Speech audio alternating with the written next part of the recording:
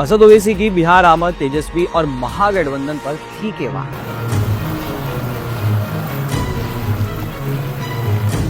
बिहार की पॉलिटिक्स में नया मोड़ आया है सामने। हक और हिस्सेदारी के नए नारे दिए जा रहे हैं।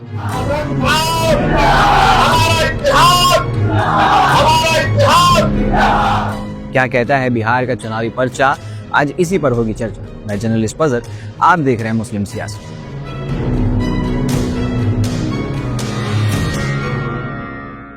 आज हम बात करने जा रहे हैं ऑल इंडिया मजलिस इत्तेहादुल मुस्लिमीन और महागठबंधन के बीच खड़े नए सियासी चैलेंजेस के बारे में, खास तौर से बिहार के 2025 के असेंबली चुनाव को देखते हुए।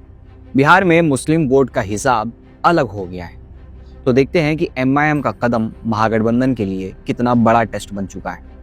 बिहार में मुस्लिम आबादी करीब 18% है, लेकिन ये भी सच है कि महागठबंधन ने अब तक किसी मुस्लिम नेता को उप मुख्यमंत्री या डिप्टी चीफ मिनिस्टर का चेहरा नहीं बनाया है। ये एक बहुत बड़ा सवाल है। जब आपकी कम्युनिटी इतनी बड़ी है तो उसको जगह ना देने का क्या सिग्नल है? एमआईएम ने इस मामले को उठाया है और उनका कहना है कि हम इतना वोट बैंक दे रहे हैं लेकिन रिप्रेजेंटेशन कहाँ है। उन्होंने 30 से ज़्यादा सीट्स पर कैंडिडेट्स उतारे हैं, खासकर सीमांचल और मिथिलांचल के जोन्स में, जहां मुस्लिम आबादी थोड़ी ज़्यादा है। इसका मतलब ये है एमआईएम सिर्फ टोकन रोल में नहीं आ रही है, वो एक्टिवली महागठबंधन की मुस्लिम लॉलीपॉप राजनीति को उजागर करके मुस्लिम मतदाताओं का भरोसा जीतने की रेस में आगे मानी जा रही है। अभी फिलहाल तो चुनावी रैलियां जारी हैं। असदुद्दीन ओवैसी कई जगह पर प्रोग्राम्स कर रहे हैं। बड़े स्टेजेस से वो यही कहते नजर आते हैं कि सो कॉल्ड सेक्युलर पार्टी से मुसलमानों को क्या मिला। महागठबंधन ने अपने डिप्टी सीएम चेहरा मुकेश साहनी को चुना है, जिनकी नीरचंद मल्ला साहनी समुदाय से बिलोंग करते हैं और जिनकी आबादी स्टेट में करीब 2% से 3% के आसपास मानी जाती है। मतलब महागठबंधन ने एक छोटे समुदाय को मुख्य रिप्रेजेंटेशन बनाया, जबकि 18% वाली मुस्लिम कम्युनिटी को उस पद पर नहीं लाया गया।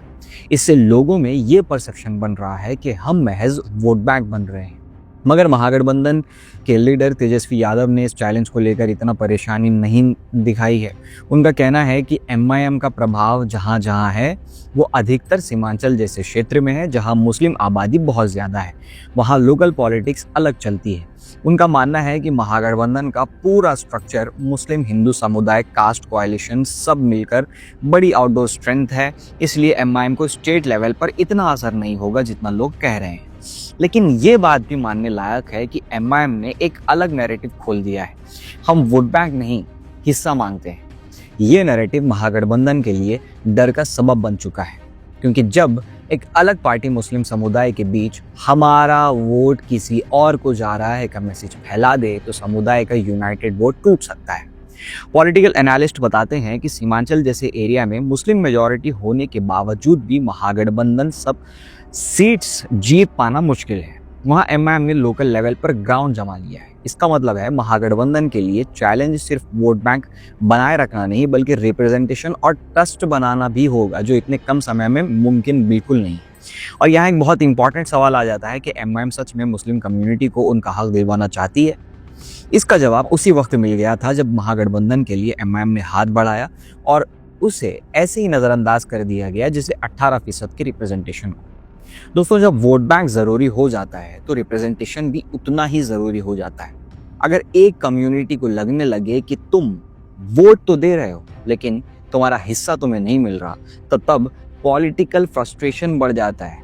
बिहार जैसे स्टेट में जहां अलग अलग जाति समुदाय और जियोग्राफी मिक्स है, महागठबंधन को अब अपनी स्ट्रैटेजी 2 हिस्सों में देखनी होगी। एक वोट बैंक को मोबिलाइज करने और दूसरा उस वोट बैंक को एहसास दिलाने की उनकी आवाज़ सुनी जाएगी, उनको जगह मिलती रहेगी। लेकिन लगभग नामुमकिन के बराबर है ये थॉट, क्योंकि जो नैरेटिव उनके फैसलों ने बना दिया है ग्राउंड पर, अब उसे बदला नहीं जा सकता, क्योंकि इस बार मतदाता एमआईएम के नैरेटिव से मुत्तफिक नजर आ रहे हैं।